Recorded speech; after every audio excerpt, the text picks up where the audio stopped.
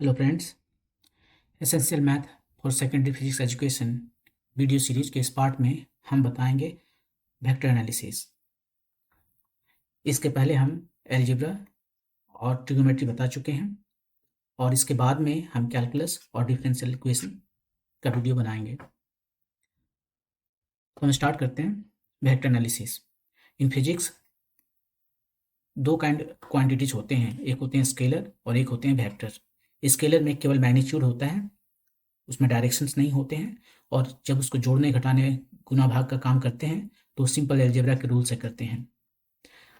उदाहरण के लिए है मास, टाइम, डिस्टेंस, ये सारे स्केलर क्वांटिटी हैं। यदि मास है 5 kg, 2 kg और 3 kg, दोनों को ऐड करेंगे तो 5 kg मिलेगा सब काइंड के सिचुएशंस में।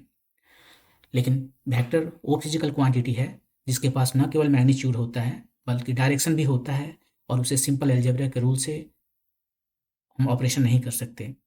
एग्जाम्पल में है डिस्प्लेसमेंट, वेलोसिटी, फोर्स, टॉर्क, ये सभी। यदि हम 2 न्यूटन का जो फोर्स है F1 और 3 न्यूटन का फोर्स जो है, ये दोनों को ऐड करें तो ये हमेशा 5 न्यूटन नहीं होगा। एक स्पेशल केस में ये 5 न्यूटन होगा, लेकिन मास की बात करें तो 2 kg and 3 kg is always 5 kg। और यहाँ पर ये 5 न्यूटन आफ्टर एडिंग 2 न्यूटन और 3 न्यूटन के फोर्स को केवल एक स्पेशल केस में होगा जब दोनों का डायरेक्शन सेम होगा, वरना नहीं होगा। तो ये जो इसके वेक्टर क्वांटिटी है उसको जोड़ने के लिए स्पेशल मेथड्स हैं। तो ये 3 चीज़ें होती हैं वेक्टर और स्केलर क्वांटिटीज़ के, और फिजिक्स में ये दोनों ही यूज होते हैं।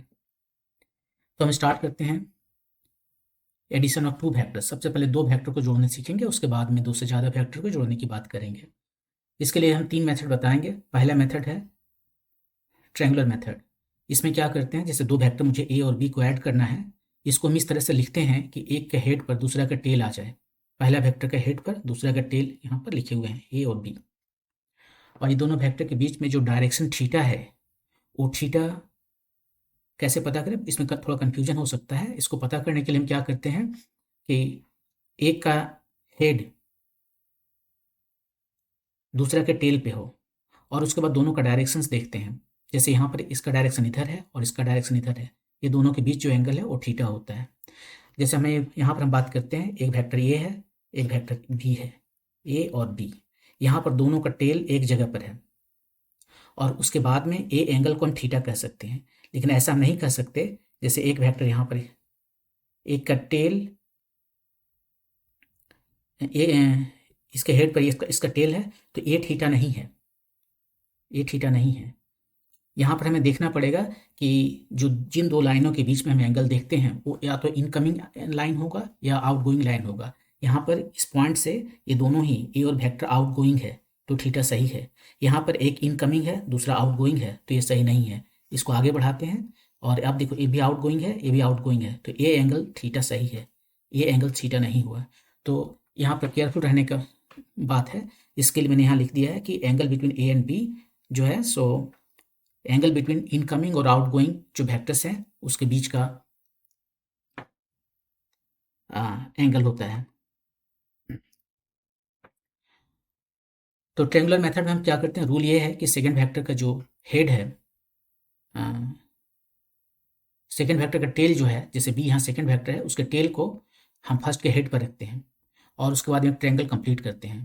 तो एक वेक्टर ए हुआ ए हुआ बी, और ट्रायंगल कंप्लीट करते हैं इससे। हम स्टार्ट करते हैं टेल से, फर्स्ट का टेल से, और जाता है लास्ट जो वेक्टर है सेकंड वेक्टर का हेड तक। ये वेक्टर रिजल्टेंट है, एडिशन के बाद में जो वेक्टर आता है ए एंड बी।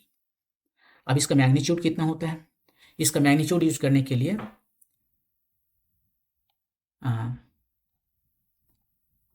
मैग्नीट्यूड और इसका डायरेक्शन भी पता करना पड़ेगा। ये अल्फा है, ए के साथ में ये अल्फा, और इसका मैग्नीट्यूड आर, ये दोनों हम निकाल कर दिखाते हैं। तो सबसे पहले क्या करते हैं, पहले यहाँ पर एक बार और ड्रॉ कर लेते हैं।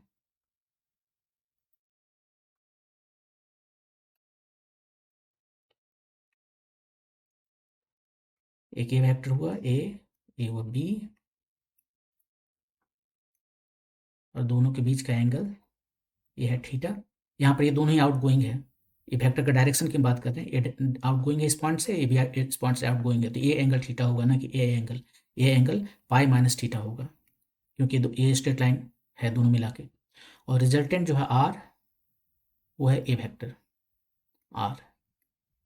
अब हम केवल मैग्नीट्यूड की बात करें, हमारे पास एक ट्रायंगल है, इसका नाम कुछ दे देते हैं। क्या नाम रखा था? A B C,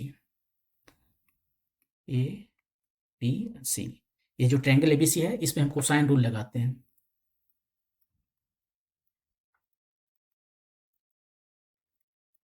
cosine rule है कि कॉस ऑफ कोई भी एंगल, यहाँ पर एंगल हम ले लेते हैं, ये एंगल नहीं लेंगे, ये वाला एंगल लेंगे, कॉस बी। कॉस बी कितना होगा?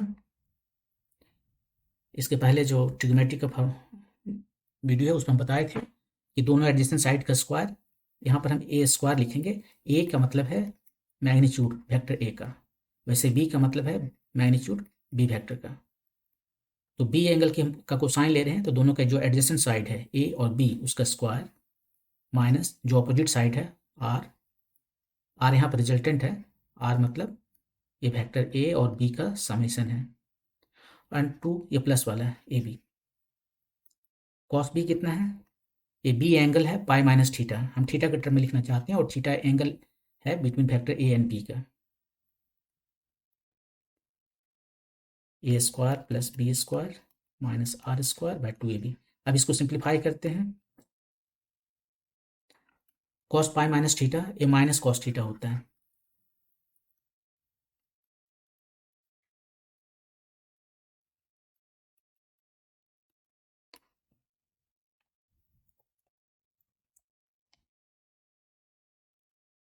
तो ए हमें आ गया R square is equal to A square plus B square plus 2ab cos theta.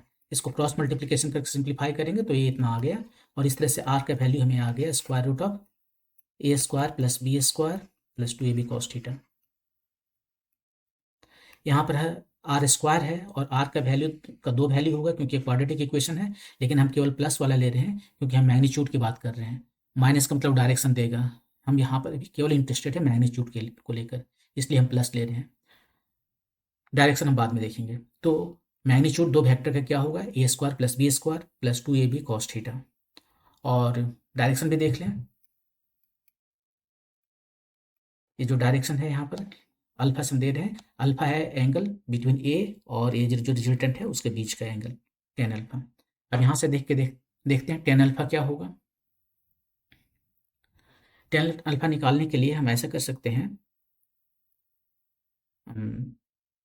यहाँ से हम एक परपेंडिकुलर ड्रॉ कर सकते हैं, और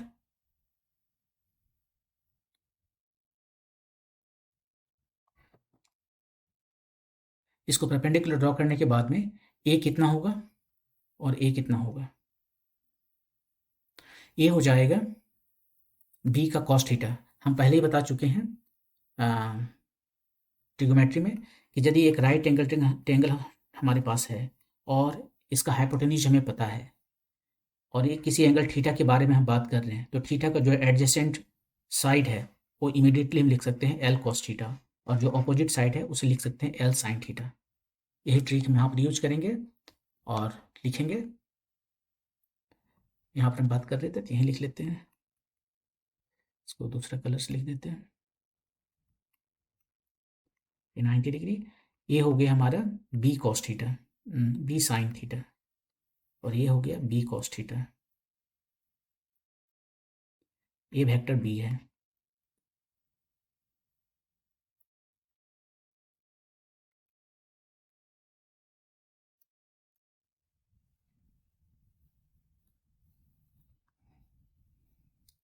यहाँ पर इसको हटा दिए, ये बी वेक्टर है। तो बी का जो एंगल है थीटा, उसके एडजेसेंट जो कंपोनेंट है वो बी कॉस थीटा, और जो अपोजिट डायरेक्शन में है ये बी साइन थीटा होता है। अब हमें टेन थीटा, टेन अल्फा निकालना है। ये टेन अल्फा, ये एंगल अल्फा है, तो टेन अल्फा इस बड़े ट्रायंगल में देखते हैं ए सी, इसको डी कहते हैं ए सी डी में। तो टेन अल्फा परपेंडिकुलर ये C D divided by total, tan alpha C D divided by A D. C D कितना है अभी निकाले? सी डी ए निकाले बी साइन थीटा,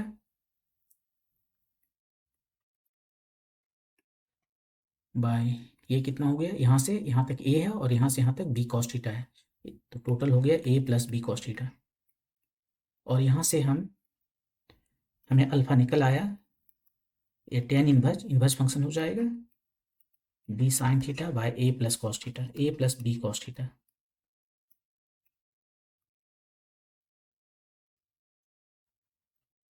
ठीक है, तो ए हमें एंगल भी मिल गया और मैग्नीट्यूड भी मिल गया। एक वेक्टर क्वांटिटी में दो चीज़ें होती है, मैग्नीट्यूड और डायरेक्शन, ये दोनों ही में मिल गए हैं।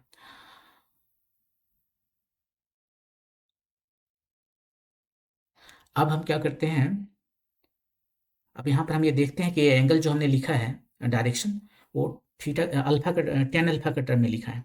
इसे हमने साइन अल्फा या कॉस अल्फा के टर्म में क्यों नहीं लिखा, क्योंकि साइन अल्फा या कॉस अल्फा के टर्म में यदि हम लिखें तो हमें डायरेक्शन यूनिकली पता नहीं चलेगा। इसके बारे में हम आगे बात करेंगे। अभी हम और आगे चलते हैं। इसको जो हमने कोसाइन फार्मूला यूज करके बनाया, इसको बिना कोसाइन फार्मूला के भी हम बना सकते हैं।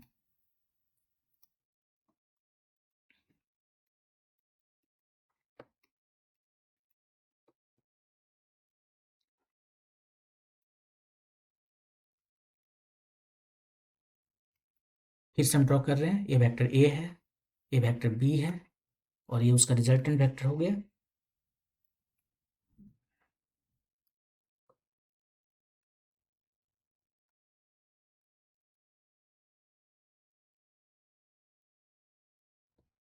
ये वेक्टर आर है रिजल्टेंट, और ए एंगल है थीटा, वेक्टर ए और बी के बीच का। ये बी का डायरेक्शन इधर है, ए का डायरेक्शन इधर है, दोनों का डायरेक्शन के बीच में ए एंगल थीटा है। यहाँ से हम इस पर परपेंडिकुलर ड्रॉ करते हैं, ए बी सी डी। ये बी है तो ये हो जाएगा बी कॉस थीटा। अभी बताए थे कि राइट एंगल ट्रायंगल में हाइपोटेन्यूज पता है तो जो एडजेसेंट साइड होता है एंगल का वो बी कॉस थीटा, और अपोजिट जो होता है या जो थर्ड साइड बच गया वो बी साइन थीटा होता है। अब यहाँ पर हम पाइथागोरस थ्योरम यूज करेंगे ट्रायंगल ए सी डी में। ए सी डी में A C square is equal to A D square plus D C square. ये हाइपोटेन्यूज है, ये बेस है और ये परपेंडिकुलर है। परपेंडिकुलर का स्क्वायर है प्लस बेस का स्क्वायर इक्वल टू हाइपोटेन्यूज का स्क्वायर, वही हमने लिखा है यहाँ पर। अब इसको आर ए बी के टर्म में लिखते हैं। ए सी कितना है आर, यहाँ पर आर का मतलब है मैग्नीट्यूड आर का, ए आर वेक्टर का मैग्नीट्यूड। ए डी कितना हुआ ए डी है यहाँ से यहाँ तक ए बी ए, और यहाँ से यहाँ तक B cos theta. D C कितना है, D C B sine theta है।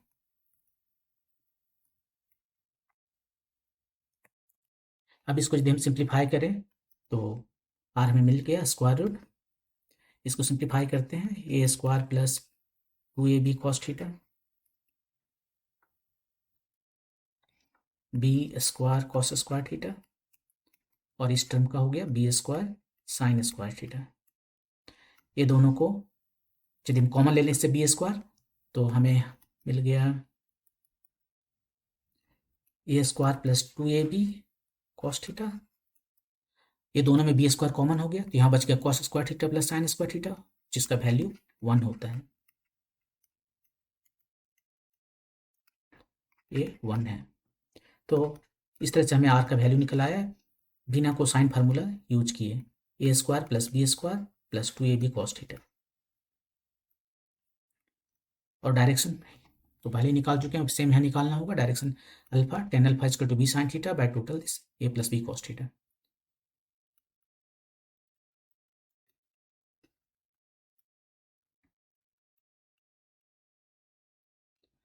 तो ये हुआ ट्रायंगल मेथड।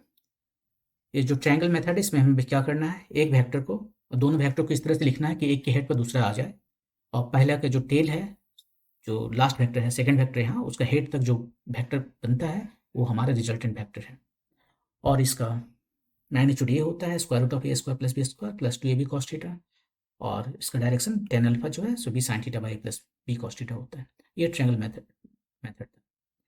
इसके बाद हम बात करते हैं दूसरा मेथड लेते हैं पैरेललोग्राम मेथड। इसमें क्या करते हैं, ये दोनों जो वेक्टर्स हैं ए और बी, उससे हम एक पैरेललोग्राम बनाते हैं। दोनों का टेल को एक साथ रखते हैं, स्टेप 1 है, दोनों का टेल को एक साथ रखें, उसके बाद में एक पैरेललोग्राम बनाएं। यहाँ से हम एक इसके पैरेलल एक लाइन ड्रॉ किए और यहाँ से ये बी के पैरेलल एक लाइन ड्रॉ किए, एक हमारा पैरेललोग्राम रेडी हो गया है। इसका जो डायगोनल है स्टार्टिंग, ये जो टेल है दोनों का, वहाँ से जो डायगोनल है वो हमें रिजल्टेंट वेक्टर देगा, दोनों वेक्टर का सम देगा ए और बी का। और फिर इसका हम रिजल्टेंट का मैग्नीट्यूड निकाल सकते हैं यहाँ पर। इसके लिए कोई जो पहले किए हैं बस वही यहाँ पर नजर आएगा। ये पैरेललोग्राम है तो ये जो बी है तो ये भी बी होगा, और उसके बाद में यहाँ से हम परपेंडिकुलर ड्रॉ कर ले तो बिल्कुल पहले की तरह हो गया। ये जो ट्रायंगल है पहले जैसे देखे थे, ये ए है, ये हो जाएगा बी कॉस थीटा, ये हो गया बी साइन थीटा।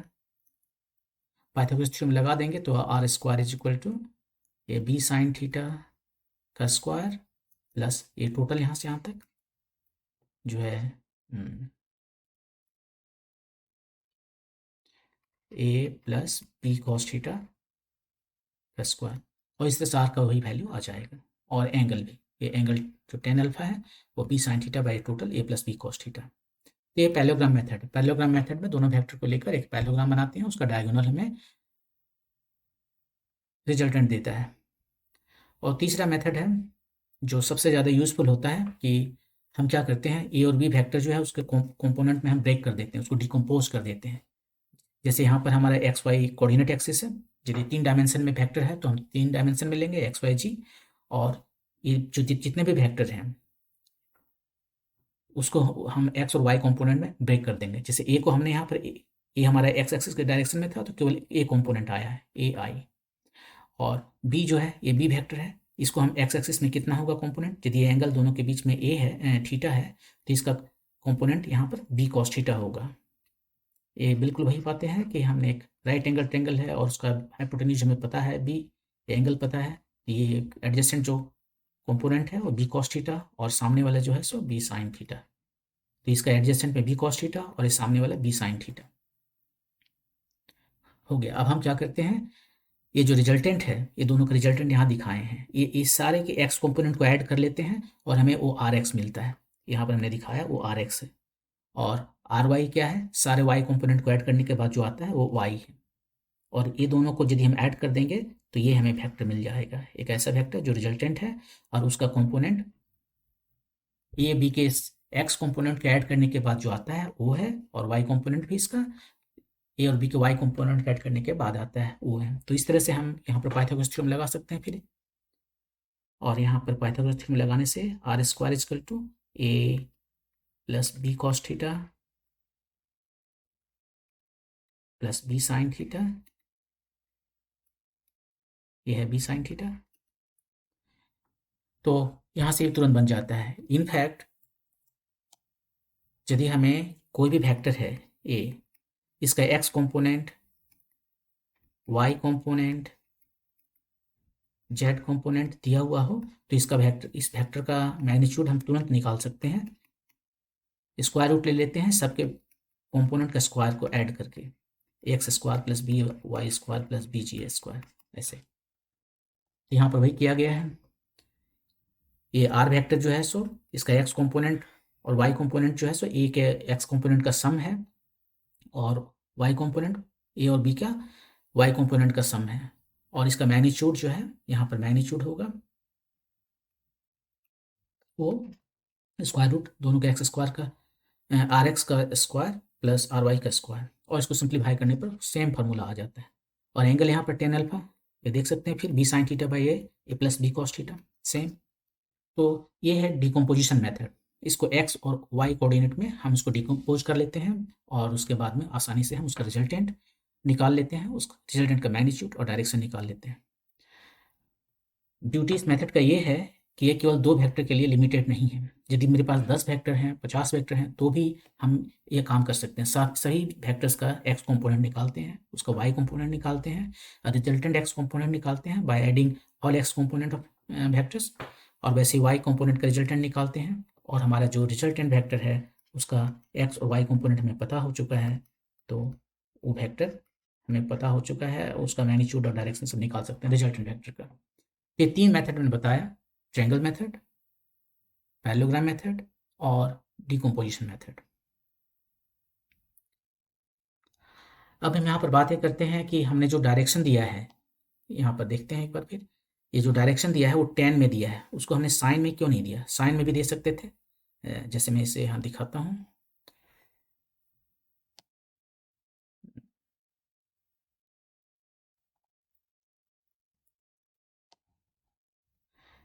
ये था हमारा ए वेक्टर,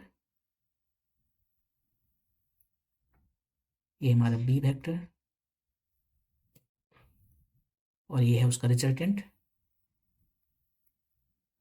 इसको थोड़ा एक्सटेंड करते हैं और ये एंगल थीटा है, यहाँ से हम परपेंडिकुलर ड्रॉ करते हैं। ये रहा ए वेक्टर, ये रहा बी वेक्टर, ये इसका रिजल्टेंट है, और ये एंगल थीटा है जो डायरेक्शन देता है। ये बी है तो ये हो गया बी कॉस थीटा।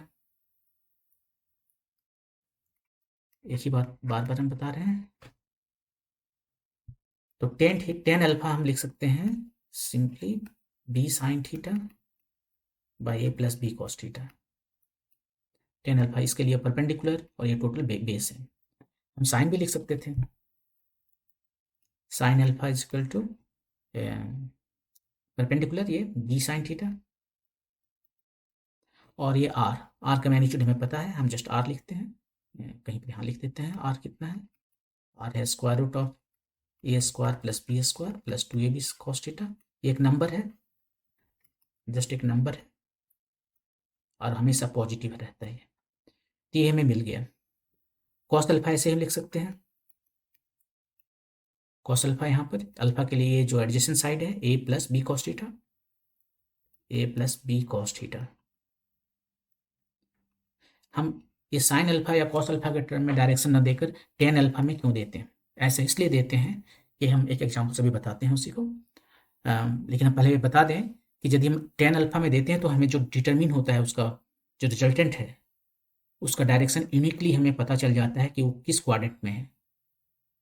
ये यूनिकली पता चलता है। साइन अल्फा और कॉस अल्फा में किसी एक में देने से वो काम नहीं चलता। यदि हमें यूनिकली चाहिए तो दोनों चाहिए, साइन अल्फा या कॉस अल्फा, और ये दोनों से मिलकर टेन अल्फा बनता है, और ये यूनिकली हमें बता देता है, इसलिए हम टेन अल्फा यूज करते हैं।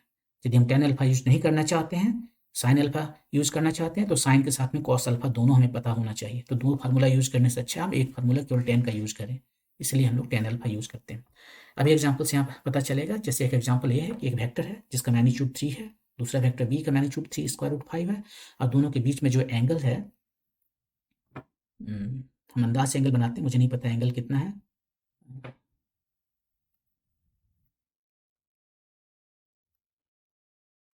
इधर हुआ एक, इधर हुआ, ये कितना है? ये 3 है मैग्नीट्यूड इस डायरेक्शन में, और ये है कुछ 3 स्क्वायर रूट 5, और दोनों के बीच में जो एंगल है उसका एंगल का साइन थीटा दिया हुआ है 1/√5 और कॉस थीटा दिया हुआ है -2/√5। अब हमें बताना है जो रिजल्टेंट है उसका मैग्नीट्यूड क्या क्या होगा। तो रिजल्टेंट तो का मैग्नीट्यूड तो ईजी है, उसको सिंपली फार्मूला में लगाना है और निकाल लेना है। वो तो एक नंबर है, उसमें कोई ज़्यादा कॉम्प्लिकेशन है नहीं।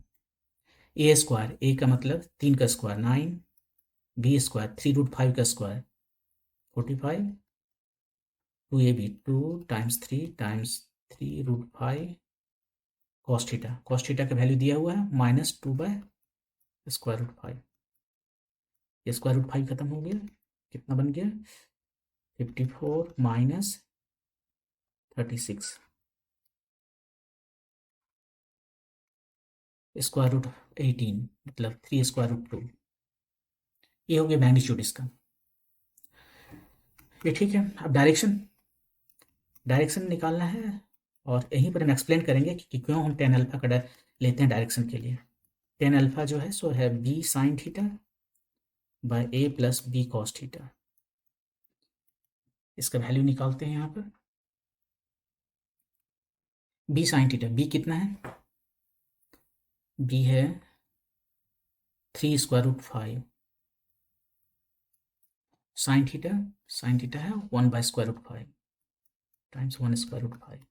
ए है 3, बी है 3√5 कॉस थीटा -2/√5। सबका वैल्यू रख दिए। सिंप्लीफाई करते हैं।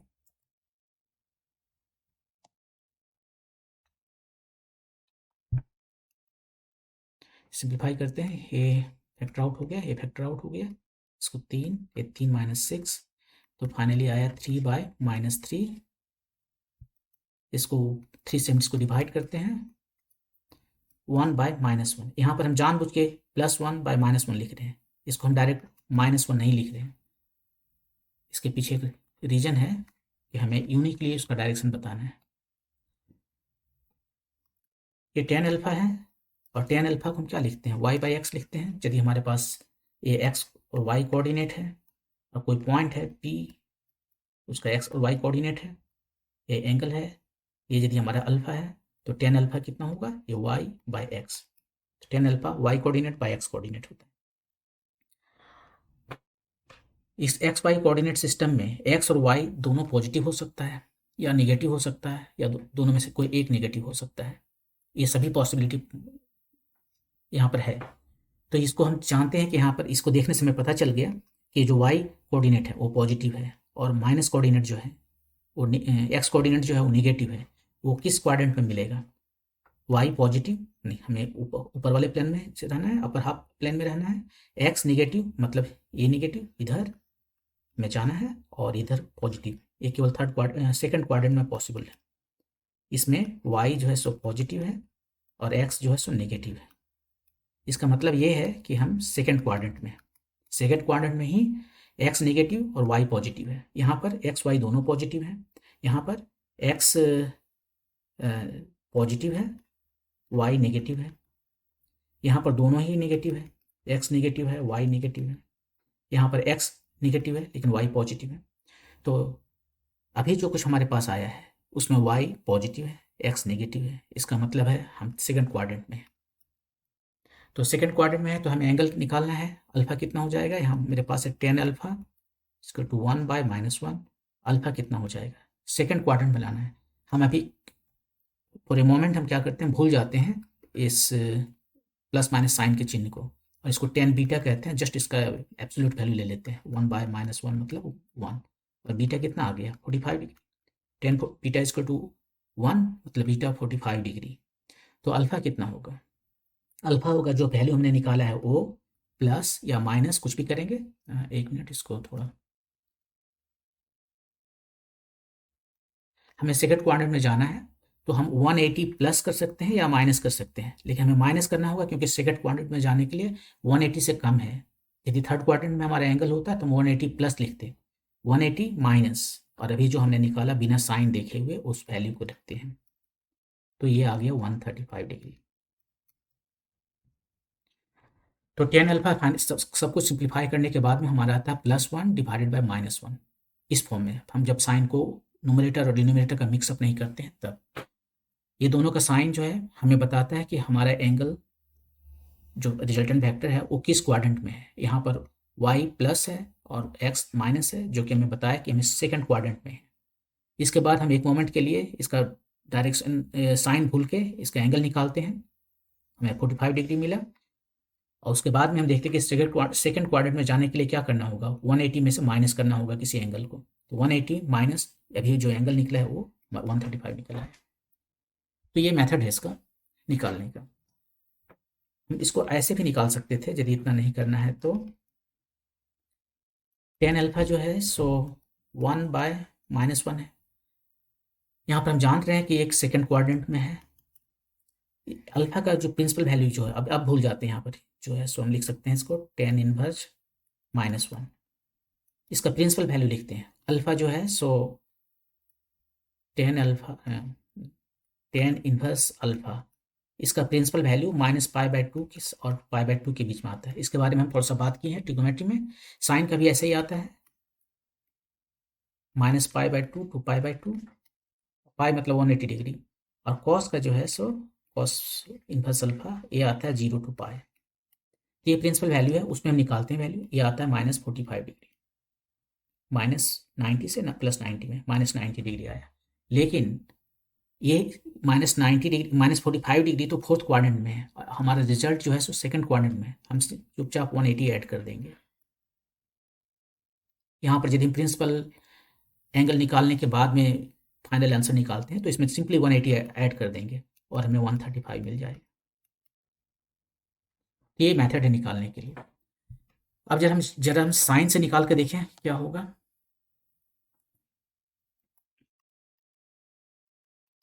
यूजिंग साइन अल्फा कितना होता। साइन अल्फा के लिए मैंने फार्मूला बताया नहीं, लेकिन फिर यहाँ से देख लेते हैं। यहाँ से देखते हैं sine alpha A perpendicular B sine theta by R, B sine theta by R. और बी साइन थीटा कितना हुआ, बी है, बी साइन थीटा यहाँ पर निकालें किधर, ये B sine theta 3√5 times 1/√5, 3√5 times 1/√5। एक बार चेक कर लेते हैं। और आर हमारा कितना निकला, अभी भी आर निकाले थे कहीं पर, ये है इधर 3√2, 3√2। ये फैक्टर आउट हो गया, ये 3 भी इधर से फैक्टर आउट हो गया, हमें 1/√2 बचा। अब साइन अल्फा कितना है, यदि हम प्रिंसिपल वैल्यू देखें तो अल्फा आता है 45 डिग्री। और ये दोनों हमें पता नहीं, ये 145 डिग्री है कि 135 डिग्री है। 4 क्वाड्रेंट है हमारे पास, 1 2 3 4। साइन या कोई भी ट्रिग्नोमेट्रिकल फंक्शन दो जगह पॉजिटिव होता है, यहाँ पर तो सभी पॉजिटिव होता है, एक ये हुआ और एक और कहीं पॉजिटिव होता है, साइन यहाँ पर पॉजिटिव होता है सेकंड क्वाड्रेंट में। ये 45 डिग्री और ये 135 डिग्री, ये दोनों ही वैल्यू इसका हो सकते हैं। मेरे पास यहाँ कुछ भी देखने को नहीं है जिससे हम ये कह सकें कि रिजल्टेंट का जो वैल्यू है 135 ही होगा। तो हमारे पास ये बिल्कुल मुश्किल हो गया बताना कि 45 सही है कि 135 सही है, इसलिए साइन यूज़ नहीं करते। लेकिन साइन के साथ यदि कॉस्ट भी दे दिया हो तो कॉस्ट क्या था, बी कॉस्ट थीटा, नहीं बी कॉस्ट थीटा नहीं, ए प्लस बी कॉस्ट थीटा ये था। यहाँ से एक बार चेक कर लेते हैं। Cos alpha is equal to base, base मतलब A plus B cos theta by are.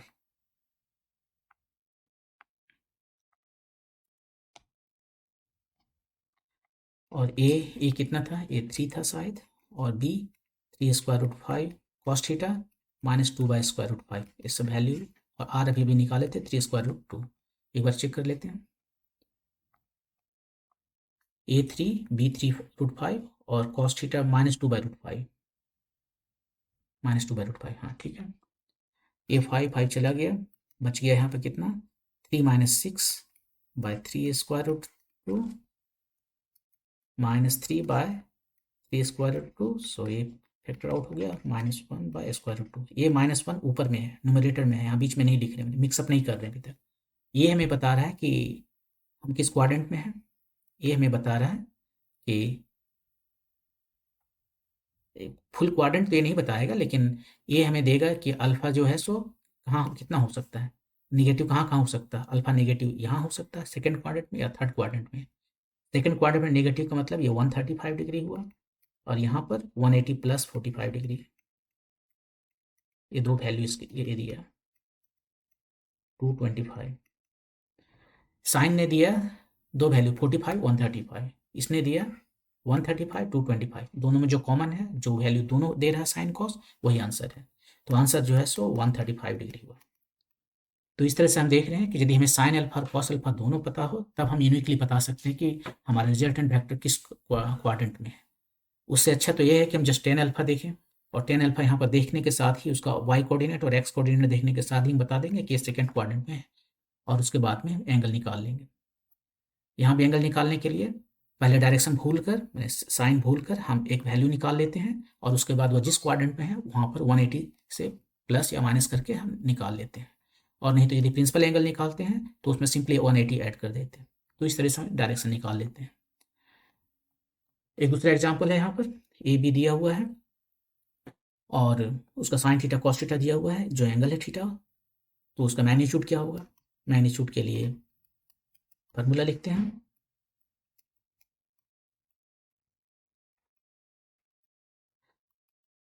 A square मतलब 3 × 9 बी स्क्वायर इतना का स्क्वायर, ये कितना हो गया 3 9 times 4 5 45 2a 3 square root B, ये बी हो गया, और एक कॉस थीटा यहाँ से -2/√5, ये 5 5 चला गया इधर, कितना आ गया 9 + 45, यहाँ तो प्लस है, ये माइनस नहीं है,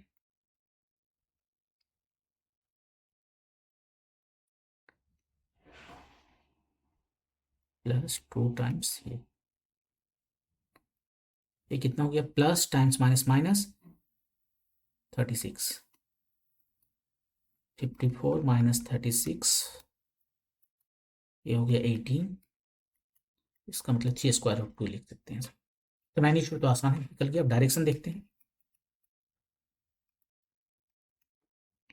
डायरेक्शन के लिए हम tan अल्फा का फॉर्मूला यूज करते हैं, ये है b sin theta a + b cos theta.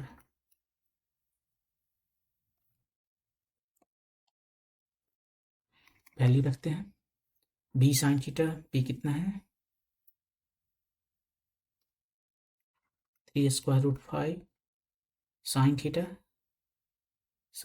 -1/√5, इधर a 3 + 3 स्क्वायर रूट 5 और b cos थीटा ये कितना है -2/√5। सबका वैल्यू रख दिए, ए फैक्टर आउट हो गया, ए भी फैक्टर आउट हो गया, कितना बच गया, और में -3 और नीचे में माइनस पे मिक्सअप नहीं करेंगे, ये इंपॉर्टेंट है। 3 - 6 मतलब -3/-3, 3 से डिवाइड करते हैं न्यूमरेटर डिनोमिनेटर को, तो दोनों ही माइनस आया। y कोऑर्डिनेट भी माइनस है, x कोऑर्डिनेट भी माइनस है, इसका मतलब हम किस क्वाड्रेंट में हैं, इस क्वाड्रेंट में है। यहाँ पर x नेगेटिव y नेगेटिव, हम थर्ड क्वाड्रेंट में हैं। तो एंगल कितना हो गया बिना साइन के, यदि हम देखें एंगल tan बीटा 1 है, तो बीटा 45 डिग्री आ गया। कुछ मोमेंटली हम भूल जाते हैं साइन, तो अल्फा = 45 डिग्री है, और उसके बाद हमें किस क्वाड्रेंट में जाना है, थर्ड क्वाड्रेंट में जाना है, तो 180 प्लस समथिंग है, 180 प्लस वो समथिंग, यहाँ पर बीटा है 45 डिग्री, तो 225 डिग्री हमें मिल गया। यदि हम प्रिंसिपल एंगल से निकालते तो अल्फा निकाल सकते थे tan इनवर्स 1, और ये वैल्यू है 45 डिग्री, अब प्लस ऐड कर देते हैं 180 डिग्री, क्योंकि ये फर्स्ट क्वाड्रेंट में नहीं है, हमें पता है थर्ड क्वाड्रेंट में है, तो जस्ट 180 ऐड कर दिए 225 डिग्री। तो ऐसे इसका डायरेक्शन निकल गया। एक और देख लेते हैं, A3b√10, और उसका एंगल जो है बिटवीन ए एंड बी वो थीटा है, सच दैट साइन थीटा का वैल्यू दिया हुआ है, कॉस थीटा का वैल्यू दिया हुआ है। आर निकालना है, फॉर्मूला यूज करते हैं,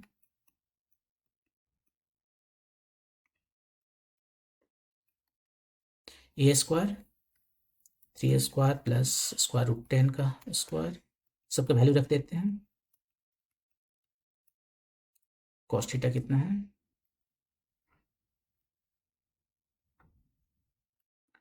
कॉस थीटा है 1/√10, 1/√10,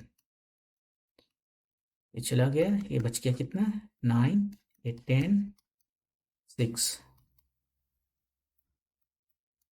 तो 5 आ गया। तो ये मैग्नीट्यूड हमें पता हो गया। और डायरेक्शन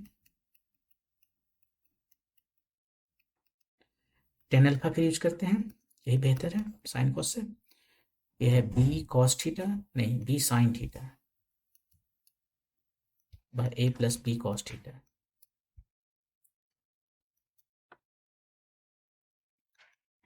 b कितना है, b है √10 sin थीटा -3/√10,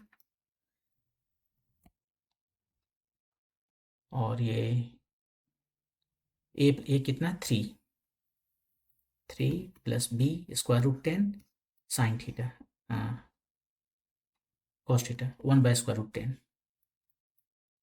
सबका वैल्यू रख दिया यहाँ पर, a आउट हो गया, कितना बच गया ये -3, साइन मिक्सअप नहीं करेंगे, 3 + 1 4, ठीक है। तो इतना आ गया tan अल्फा। अल्फा कितना हो जाएगा, सबसे पहले क्वाड्रेंट चेक करते हैं किस क्वाड्रेंट में है। यहाँ पर वाई एक्सिस निगेटिव है और एक्स एक्सिस पॉजिटिव है, एक्स पॉजिटिव है वाई निगेटिव है, मतलब हम फोर्थ क्वाड्रेंट में है। इस क्वाड्रेंट में एक्स पॉजिटिव है और वाई निगेटिव है, ये नेगेटिव एक्स एक्सिस, ये नेगेटिव वाई एक्सिस, इधर वाई निगेटिव एक्स पॉजिटिव है, फोर्थ क्वाड्रेंट में है। फोर्थ क्वाड्रेंट में है मतलब हम फोर्थ क्वाड्रेंट कैसे पहुंचे, या तो सीधे माइनस लिखते हैं इसको, प्रिंसिपल वैल्यू जो देते हैं -3/4 ऐसे लिखें, या फिर पहले इसका वैल्यू निकाल लेते हैं।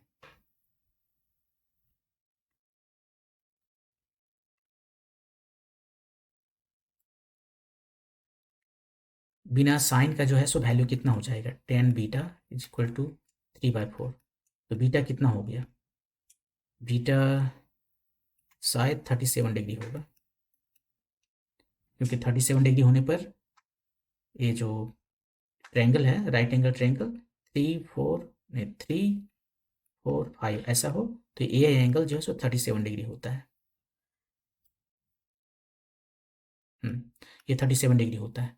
हमारे पास एक राइट एंगल ट्रायंगल है जिसका साइड है 3, 4, 5, 3 के सामने वाला जो एंगल है अल्फा उसका वैल्यू होता है 37 डिग्री। तो यहाँ पर 37 डिग्री आ गया है, लेकिन ये किस क्वाड्रेंट में है, फोर्थ क्वाड्रेंट में है। तो या -370 लिखें, -37 लिखें, या फिर फोर्थ क्वाड्रेंट में कैसे जा सकते हैं, 360 से कुछ माइनस करने के बाद 360 माइनस वो एंगल। तो हमारे पास आंसर आ गया, दोनों एक ही एंगल है, ये 333 36 23 दोनों सेम है। यहाँ पर है ये माइनस में, इधर से यहाँ बना देते हैं, ये एंगल है, इधर से आए तो माइनस में 37 डिग्री, और नहीं तो यहाँ से चले इधर तो ये हो गया 323 डिग्री, दोनों सेम एंगल है। तो ये एंगल में पता चल गया ये -37 डिग्री है। तो ये था हम कैसे दो वेक्टर को ऐड करते हैं, उसका डायरेक्शन कैसे निकालते हैं। अब हम क्या करते हैं, सब्ट्रैक्शन करते हैं, जो बेसिक अलजेब्रिक ऑपरेशन है नंबर्स का, एडिशन सब्ट्रैक्शन मल्टीप्लिकेशन और डिवीजन है। एडिशन हमने देख लिया, सब्ट्रैक्शन करते हैं। वेक्टर का सब्ट्रैक्शन जाने से पहले हम देखते हैं कि नंबर्स जो स्केलर्स हैं उसका सब्ट्रैक्शन कैसे करते हैं। जैसे हमें 3 - 2 करना है, तो 3 - 2 कैसे करते हैं, 3 + -2, 3 में हम ऐड कर रहे हैं 2 को, लेकिन ये माइनस का मतलब है हम बैकवर्ड चलेंगे, प्लस का मतलब है हम राइट डायरेक्शन में चलेंगे, ये पॉजिटिव डायरेक्शन है, ये रियल नंबर है। राइट साइड में चलना मतलब हम प्लस में चल रहे हैं, और माइनस का मतलब है ऑपोजिट डायरेक्शन में चलना है। तो यहाँ से 3 चलना है, पहले 1 2 3, ये 3, उसके बाद -2, या फिर हम फिर ऐड कर रहे हैं, ऐड प्लस मतलब कि जस्ट चलना, मूविंग। अब -2 मतलब ऑपोजिट डायरेक्शन में 1 2 चल गए, तो यहाँ पर आप पहुँच गए हैं, तो हमारा आंसर 1 आ गया। तो यहाँ पर हमने देखा कि हम सब्ट्रैक्ट करने के लिए क्या करते हैं, इफेक्टिवली ऐड करते हैं उसके नेगेटिव इन्वर्स से, उसका नेगेटिव नंबर से ऐड करते हैं। यहाँ से हमें क्लू मिला कि हम कैसे काम कर सकते हैं वेक्टर में भी वही करेंगे। दो वेक्टर को यदि मुझे सब्ट्रैक्ट करना है तो हम क्या करेंगे, एक वेक्टर को ये जो दूसरा वेक्टर है उसका नेगेटिव वेक्टर से ऐड कर देंगे। यहाँ पर डायरेक्शन देखिए, यहाँ पर -b वेक्टर है, यहाँ हम जस्ट b वेक्टर लिखे, लेकिन डायरेक्शन इसका ऑपोजिट कर दिए, एरो मार्क यहाँ राइट साइड में यूजुअली लिखते हैं, यहाँ हम लेफ्ट साइड में लिखे। ये जस्ट लिखने का तरीका है, हम यहाँ से ही छोड़ सकते थे। तो एक तो वेक्टर का सब्ट्रैक्शन करके देखते हैं। ये हमारे पास वेक्टर ए है, ये बी है, ए में से बी वेक्टर को सब्ट्रैक्ट करना है, ये करना है मुझे। तो पहले क्या करेंगे, बी को हम निगेटिव वेक्टर बनाएंगे। निगेटिव वेक्टर बनाने का मतलब है उसका मैग्नीट्यूड हम कुछ नहीं करेंगे, जितना है उतना ही रहेगा, डायरेक्शन जस्ट उसको ऑपोजिट कर देंगे, 180 डिग्री उसको कर देंगे, उसका डायरेक्शन जिधर जा रहा है उसको ऑपोजिट डायरेक्शन में जाएगा। अब ये इधर जा रहा है, इसका डायरेक्शन हम ऑपोजिट कर देंगे इधर। यहाँ पर देख, ये जो बी वेक्टर है वही बी वेक्टर ये है, लेकिन डायरेक्शन ऑपोजिट है, मैग्नीट्यूड इस दोनों का सेम है। अब उसके बाद में इस -b वेक्टर और a वेक्टर को ऐड कर देंगे। ये ऐड करने के लिए यहाँ पर हमने पैरेललोग्राम मेथड यूज किया, एक पैरेललोग्राम कंस्ट्रक्ट किया, और इसका डायगोनल हमें जो है सो दे दिया, इसका एडिशन -b और a का एडिशन। इसका मतलब है कि हमें मिल गया सब्ट्रैक्शन, a से b को सब्ट्रैक्ट करने के बाद जो बचा वो है r वेक्टर, यहाँ पर ये डायगोनल टर्म। अब इसके बाद इफेक्टिवली एडिशन आ गया, जो हम पहले ही बता चुके हैं, कई तरह के मेथड बताए हैं। तो उस तरह से हम सब्ट्रैक्शन भी कर सकते हैं वेक्टर्स का। अब हम बात चलते हैं, अभी तक हमने जो बताया वो 2 वेक्टर का एडिशन बताया। अब 2 से ज़्यादा वेक्टर हो तो क्या करेंगे? तो पहला मेथड है डंकी मेथड। डंकी मेथड है, इसका मतलब है कि पहले हम 2 वेक्टर को ऐड करते हैं, एक रिजल्टेंट मिलता है, उसके साथ में हम वो दोनों वेक्टर के साथ में हम थर्ड वेक्टर को ऐड कर देते हैं, एक रिजल्टेंट मिल जाता है। अब उसके साथ में हमने फिर ये फोर्थ वेक्टर को ऐड कर दिया, जो रिजल्टेंट आया ये उसके साथ में हमने नेक्स्ट वेक्टर को ऐड कर दिया। ऐसे करके 1 बाय 1 वेक्टर ऐड करते चले जाएंगे और फाइनली हमें रिजल्ट मिल जाएगा। ये डंकी मेथड है, थोड़ा सा पेशेंस रखना पड़ेगा लेकिन काम हो जाएगा। उसके बाद है ज्योमेट्रिकल मेथड या पॉलीगॉन मेथड कर सकते हैं। यहाँ पर हम क्या करते हैं कि अरेंज करते हैं वो सारे वेक्टर्स को इस तरीके से कि एक का हेड पर दूसरा का टेल आए, जैसे ट्रेंगुलर मेथड में करते थे, एक का हेड पर दूसरा का टेल आया, ये इसका टेल है, इसका हेड है, ऐसे। तो वैसे इसी तरह से अरेंज करते जाएंगे सारे वेक्टर को और वो एक पॉलीगन बनाएगा या ओपन या क्लोज्ड पॉलीगन बनाएगा। ऐसे चलते जाएंगे, एक वेक्टर ये उसको ऐड किया ऐसे ऐसे, यहाँ पे फाइनल रुक जाएगा। उसके बाद में जो हम रिजल्टेंट है वो स्टार्ट करेंगे हम बहुत पहला वेक्टर्स का टेल से, और जो लास्ट वेक्टर आया उसका हेड तक, ये रिजल्टेंट वेक्टर है। ये पॉलीगन मेथड है। यदि हम सारे वेक्टर को इस तरह से ऐड करें कि पॉलीगन अपने आप बन जाए, जैसे कि यहाँ पर दिखा रहे हैं स्पीकर में, यहाँ पर मैंने क्या दिखाया, ये वेक्टर ये है, बी सी डी ई, ये 5 वेक्टर हमारे पास। हमने इसको इस तरह से अरेंज किया कि एक के हेड पर दूसरा का टेल आते चला गया। तो ये फाइनल जो वेक्टर है पहला के टेल से लास्ट जो वेक्टर है उसका हेड तक, ये रिजल्टेंट वेक्टर है। यही एडिशन है ये सभी ए बी सी डी का। और यदि हमें कभी ऐसा मिले कि हम यदि सारे वेक्टर को अरेंज करते चले जाएं और एक कंप्लीट पॉलीगन बना लें, तो इनिशियल पॉइंट भी यही, फाइनल पॉइंट भी यही, तो हमें क्या मिल गया, एक जीरो वेक्टर मिल गया। तो इस तरह से यदि हम एक ट्रायंगल में भी देखें, यदि हमारे पास एक ट्रायंगल है ऐसा हो, राइट, और ये हमारा वेक्टर ए है, ये वेक्टर बी है और ये वेक्टर आर है, इसमें भी हम एक एक डायरेक्शन में चले जाएंगे। जैसे यहाँ से स्टार्ट किए, एंटी क्लॉकवाइज घूमे जा रहे हैं, ए वेक्टर, यहाँ से बी वेक्टर, सबको ऐड करते जाएंगे, प्लस ए वेक्टर इधर। ए वेक्टर क्या होगा, यदि यहाँ से यहाँ वेक्टर आर है तो इधर हो जाएगा माइनस आर वेक्टर, तो डायरेक्शन अपोजिट है। सबको ऐड करेंगे तो हमें जीरो मिलेगा, जो यहाँ पर दिखा रहे हैं। कोई भी पॉलीगन यदि कंप्लीट हो गया, वो चाहे ट्रायंगल हो, क्वाड्रिलेटरल हो, पेंटागन हो, हेक्सागन हो, हेप्टागन हो, चाहे कोई भी N dimensional N side polygon हो, सबको ऐड करेंगे तो हमें जीरो मिलेगा। इस आर को इधर ले जाते हैं तो हमें मिल जाता है A plus B equal to R. यही तो ट्रायंगल मेथड है। तो इसी पॉलीगन मेथड को यूज करके हम ट्रायंगल मेथड भी बना सकते हैं।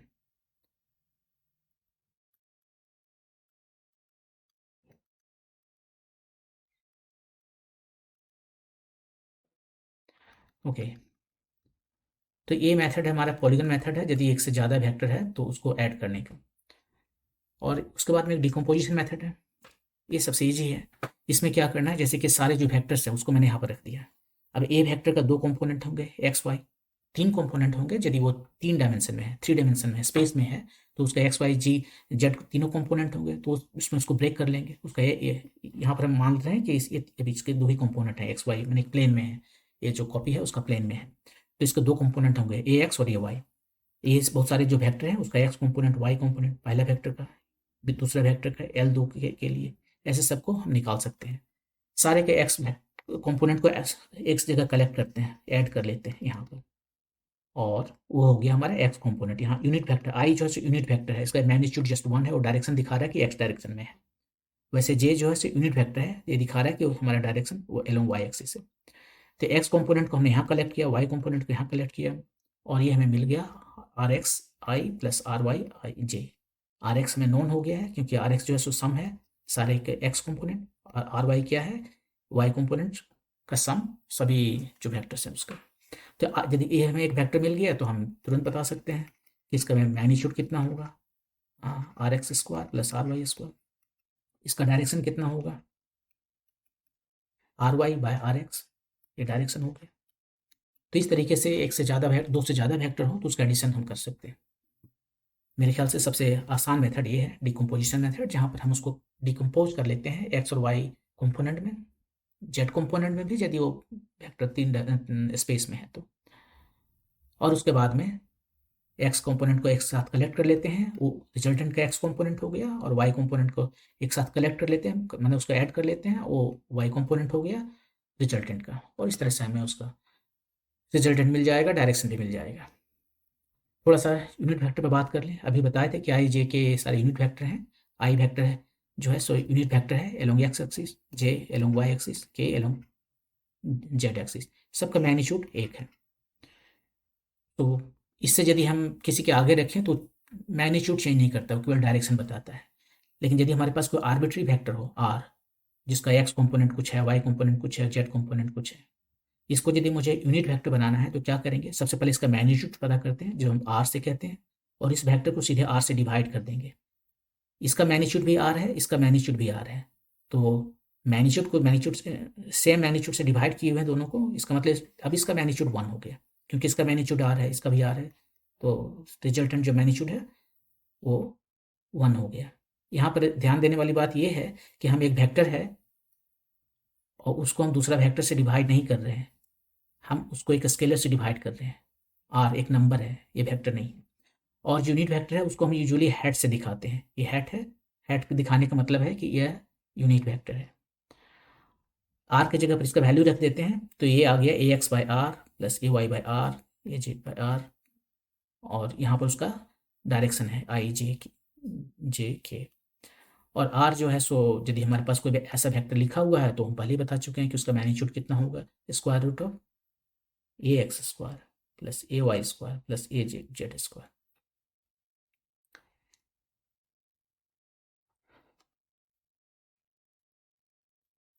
अब हम बात करते हैं थोड़ा सा पोजीशन वेक्टर पर। पोजीशन वेक्टर में क्या है कि अभी तक हम जो वेक्टर थे वो सारे फ्री वेक्टर थे।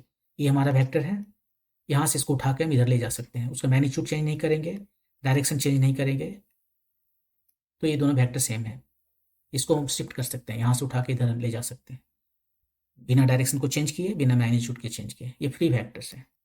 लेकिन एक है जो फिक्स्ड वेक्टर है, इसको उसमें एक है पोजीशन वेक्टर, उसका टेल फिक्स्ड रहता है ओरिजिन पर।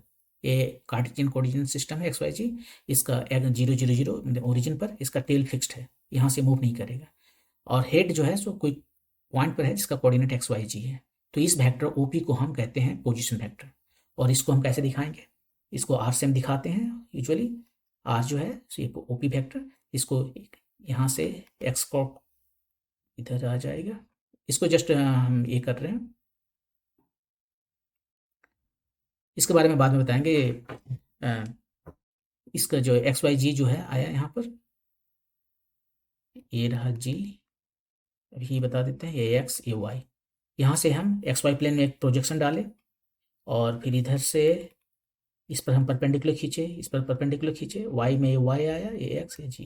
तो ये एक्स वाई जी जो है सो इसको हम ऐसे लिख सकते हैं, एक्स डायरेक्शन देने के लिए along Y X axis, plus Y along Y axis direction, plus Z और डायरेक्शन एलोंग के एक्सिस। इसका टेल हमेशा फिक्स रहता है ओरिजिन पर। तो ये है पोजीशन वेक्टर। और दूसरा है कोई भी आर्बिट्रेरी वेक्टर को हम कैसे पोजीशन वेक्टर के टर्म में लिख सकते हैं। यहाँ पर हमारा ए और बी दो पॉइंट्स हैं, और ए बी और ओ बी दो पोजीशन वेक्टर्स हैं, क्योंकि इसका टेल जो है सो फिक्स्ड है ओरिजिन पर।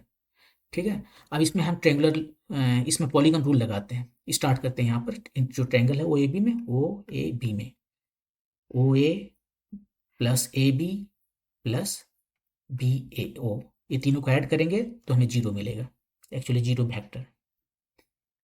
अब यहाँ पर जो है सो हम क्या करें, इसको थोड़ा सिंप्लीफाई कर सकते हैं। ए जो ओ बी है उसको हम उधर ले जाते हैं, तो क्या बनेगा,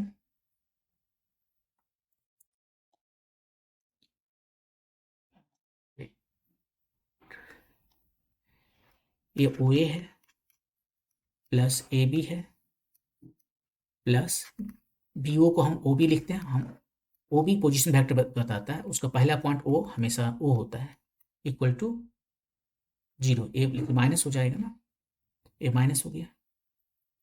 बी ओ को हम लिख सकते हैं minus O B, B O को हम लिख सकते हैं माइनस ओ बी।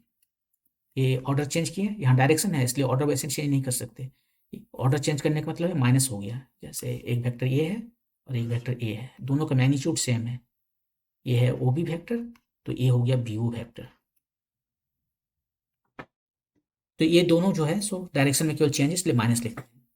अब यहाँ से हम ए बी क्या देख सकते हैं, इसको इधर ले जाते हैं ओ बी, इसको उधर ले जाते हैं माइनस ओ ए। तो इस तरह से हमें पता चल गया है कि ए बी वेक्टर, कोई भी आर्बिट्री वेक्टर हमें निकालना हो तो उसके जो दोनों पॉइंट्स हैं, इंड पॉइंट्स, उसका position vector of B minus position vector of A लिख देंगे तो हमें वो वेक्टर मिल जाएगा। तो ये बात है कि हम कोई भी आर्बिट्री वेक्टर को कैसे लिख सकते हैं in terms of position vector. R A B लिखते हैं फाइनल पॉइंट बी का position vector minus A initial point का पोजीशन वेक्टर। तो ये था हमारा पोजीशन वेक्टर। एडिशन हो गया। अब हम बात करते हैं मल्टीप्लिकेशन का। तो मल्टीप्लिकेशन जो है सो वेक्टर के दो तरीके के मल्टीप्लिकेशन होते हैं, क्योंकि वेक्टर में मैग्नीट्यूड और डायरेक्शन दोनों होते हैं, तो ये दो तरह के प्रोडक्ट होते हैं इसका मल्टीप्लिकेशन। एक वेक्टर जो है वो देता है हमें स्केलर क्वांटिटी, दो वेक्टर को मल्टीप्लाई करो एक स्केलर क्वांटिटी मिलता है। दूसरा तरह का जो प्रोडक्ट है वो हमें देता है एक वेक्टर क्वांटिटी, दो वेक्टर क्वांटिटी को मल्टीप्लाई करें तो हमें एक दूसरा वेक्टर क्वांटिटी मिलता है। पहले तरह के जो प्रोडक्ट है उसको स्केलर प्रोडक्ट या डॉट प्रोडक्ट कहते हैं। डॉट प्रोडक्ट इसलिए क्योंकि उसको हम डॉट से डिनोट करते हैं। और दूसरा जो वेक्टर है वेक्टर प्रोडक्ट, उसको हम क्रॉस प्रोडक्ट भी कहते हैं, क्योंकि इसको हम क्रॉस से दिखाते हैं। दो वेक्टर को यहाँ पर A dot B, A multiplication दिखाते हैं इसलिए इसको डॉट प्रोडक्ट, और इसको यहाँ पर क्रॉस से दिखाते हैं इसलिए इसको क्रॉस प्रोडक्ट भी कहते हैं। तो बात पहले करते हैं स्केलर प्रोडक्ट का या डॉट प्रोडक्ट का। दो वेक्टर का डॉट प्रोडक्ट जो है उसका मैग्नीट्यूड मल्टीप्लिकेशन ए टाइम्स बी, उसके बाद में कॉस थीटा कोसाइन थीटा। ये एक स्केलर क्वांटिटी है क्योंकि यहाँ पर मैंने डायरेक्शन की बात नहीं की। इसको हम ऐसे भी देख सकते हैं कि इसको हम इस फॉर्म में लिख सकते हैं ए टाइम्स बी कॉस थीटा। ये बी कॉस थीटा क्या है यहाँ पर हम लिख के दिखाते हैं। ए वेक्टर हमारा ए है, ए वेक्टर हमारा बी है, यहाँ से इस पर परपेंडिकुलर हम ड्रॉ करें ये बी वेक्टर का, ए जो है सो बी का प्रोजेक्शन है, बी का प्रोजेक्शन है, projection of be on A. Perpendicularly यदि हम एक टॉर्च लेकर यहाँ से लाइट यदि हम ड्रॉ करें तो इतना दूर तक हमें इस रॉड का, यदि बी एक रॉड है तो इतना दूर तक इसका शैडो हमें दिखेगा और इसी शैडो को प्रोजेक्शन कहते हैं। तो बी का जो प्रोजेक्शन है ए पर वो है बी कॉस थीटा। ये कितना है बी कॉस थीटा, वो हम जो बताए थे 90 डिग्री एक राइट एंगल ट्रायंगल है, हाइपोटेन्यूज हमें पता है, तो जो एडजेसेंट साइड है वो बी कॉस थीटा होता है, बी कॉस थीटा, वही बी कॉस थीटा है यहाँ पर। तो ये डॉट प्रोडक्ट का क्या मतलब हुआ, कोई वेक्टर और उस वेक्टर के डायरेक्शन में दूसरे वेक्टर का प्रोजेक्शन। तो वेक्टर एक उसका मैग्नीट्यूड और दूसरा जो वेक्टर है उसका प्रोजेक्शन उस वेक्टर डायरेक्शन। इसको हम अलग करके भी लिख सकते हैं, यहाँ ए टाइम्स बी कॉस थीटा लिखे थे, यहाँ लिख सकते हैं बी टाइम्स ए कॉस थीटा। इसका मतलब हुआ दूसरा वेक्टर बी और बी के डायरेक्शन में ए का प्रोजेक्शन। तो कहने का मतलब हुआ कोई भी ए वेक्टर ले लें अपना मर्जी से, ए या बी, और जो दूसरा वेक्टर है उसका प्रोजेक्शन पहले वेक्टर के डायरेक्शन में हमारा ए बी देता है। यह है इसका इंटरप्रिटेशन क्या है डॉट प्रोडक्ट दो वेक्टर का, एक स्केलर क्वांटिटी जिसमें एक वेक्टर लेते हैं और दूसरा वेक्टर का प्रोजेक्शन दूसरा फर्स्ट वेक्टर के डायरेक्शन में, ये दोनों का मल्टीप्लिकेशन ही हमें देता है डॉट प्रोडक्ट। ये कम्यूट करता है, ए डॉट बी को हम बी डॉट ए लिख सकते हैं क्योंकि इसमें कहीं डायरेक्शन नहीं है, just A B cos theta. यहाँ आएगा बी ए कॉस थीटा, देख लेते हैं बी डॉट ए क्या आएगा, B dot A B times A number है, ये तो कम्यूट करता है। अब कॉस थीटा की जगह माइनस थीटा कह सकते हैं, लेकिन कॉस माइनस थीटा तो कॉस थीटा ही होता है। बी ए कम्यूट करता है तो ए डॉट बी, इसका मतलब है ए डॉट बी और बी डॉट ए दोनों सेम है, ये कम्यूट कर गया, एक कम्यूटेटिव बिहेवियर दिखाता है। अभी हम दिखाएंगे कि ये कम्यूट दूसरा जो प्रोडक्ट है वेक्टर प्रोडक्ट वो कम्यूट नहीं करता है। इसके कुछ प्रॉपर्टीज हैं जैसे ए स्क्वायर का मतलब है एक वेक्टर हम ले लेते हैं उसको उसी वेक्टर से हम डॉट प्रोडक्ट ले लेते हैं। एक वेक्टर हमारे पास है ए, इसका इसी के साथ में हम डॉट प्रोडक्ट करते हैं तो क्या आएगा, आएगा ए टाइम्स कॉस, दोनों के बीच का एंगल 0 है, कॉस 0 1 होता है, तो ए टाइम्स 1 मतलब ए स्क्वायर। वही यहाँ पे लिखे हैं। ये ए का मतलब ही है मैग्नीट्यूड ए का, तो ए वेक्टर का स्क्वायर मतलब दोनों का dot product of A vector with itself. और ये कितना आता है, ये मैंने यहाँ दिखाया, ये स्क्वायर आता है। आई स्क्वायर कितना आता है, ये जे हो, हाँ J square equal to I square, I unit vector है एलोंग एक्स एक्सिस, इसका स्क्वायर 1, जे का स्क्वायर 1, के का स्क्वायर ये भी 1, क्योंकि इसका मैग्नीट्यूड ही 1 है तो ये 1 आना ही है। लेकिन यदि हम इसको आई को जे के साथ डॉट करें तो इसका मैग्नीट्यूड 1, इसका मैग्नीट्यूड 1, कॉस दोनों के बीच का एंगल आई और जे, इसके बीच का एंगल क्या होगा 90 डिग्री, राइट।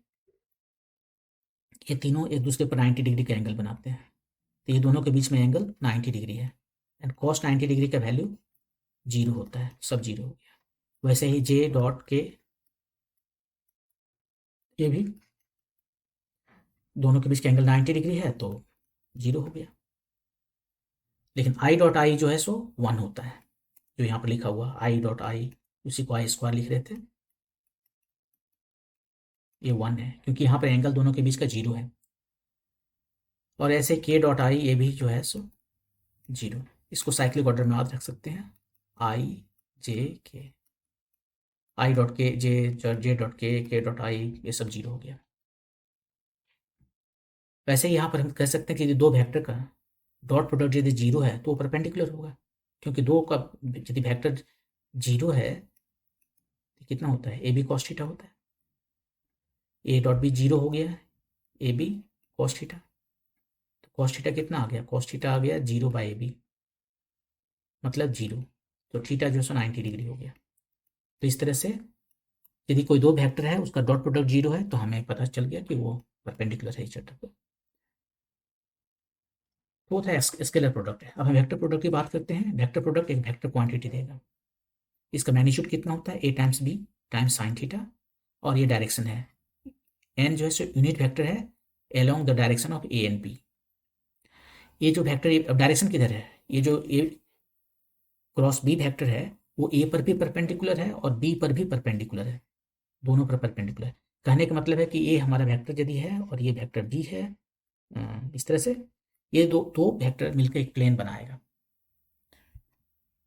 किसी भी डायरेक्शन में दो वेक्टर लेंगे हमेशा वो एक प्लेन बनाएगा, और ये जो क्रॉस प्रोडक्ट है वो इस प्लेन पर ही परपेंडिकुलर होगा। जैसे यहाँ पर हम दिखाते हैं ऐसे, ये जो ए और बी है पेपर पे का जो प्लेन है उसमें है, यहाँ डॉट का मतलब है उससे परपेंडिकुलर अपवर्ड डायरेक्शन, ऊपर के डायरेक्शन को दिखा रहा है डॉट। क्रॉस कहीं कर दिखाएंगे उसका मतलब है डाउनवर्ड डायरेक्शन, और डॉट का मतलब है अपवर्ड डायरेक्शन।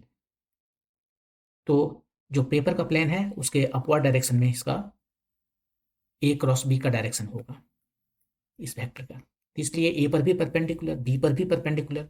कोई भी वेक्टर जो ए के पैरेलल है या इस प्लेन में है, ए बी के प्लेन में है, उस पर भी वेक्टर जो है सो परपेंडिकुलर होगा। अब हम इसका मैग्नीट्यूड तो निकाल लिए ए बी साइन थीटा, लेकिन ये एन जो हैट है डायरेक्शन, वो डायरेक्शन कैसे निकालें। डायरेक्शन निकालने के लिए बहुत तरह के मेथड दिए जा सकते हैं, लेकिन जो द बेस्ट मेथड है वो राइट हैंड कर्ल रूल है। हम क्या करते हैं, अपना दाहिना हाथ लेते हैं और सबसे पहले जो वेक्टर ए है, पहला जो वेक्टर जो शुरू में लिखा हुआ है, इसका ऑर्डर मैटर करता है, इसलिए पहला वेक्टर का जो फर्स्ट वेक्टर लिखा हुआ है उसके डायरेक्शन में हम अपना सारे फिंगर्स को रखते हैं, और उसके बाद में हम अपने सारे फिंगर्स को, यहाँ पर केवल एक फिंगर को ये जो मिडिल फिंगर है उसको टर्न कर रहा है, लेकिन ये जस्ट रिप्रेजेंटेशन के लिए मैंने दिया, वो सारे फिंगर्स को हम क्या करते हैं, कर्ल करते हैं टुवर्ड्स बी डायरेक्शन। ऐसा कर सकते हैं और नहीं भी कर सकते हैं, क्योंकि हम अपना हाथ को एक ही डायरेक्शन में कर्ल कर सकते हैं इजीली, दूसरा डायरेक्शन में वो कर्ल पूरा नहीं होगा।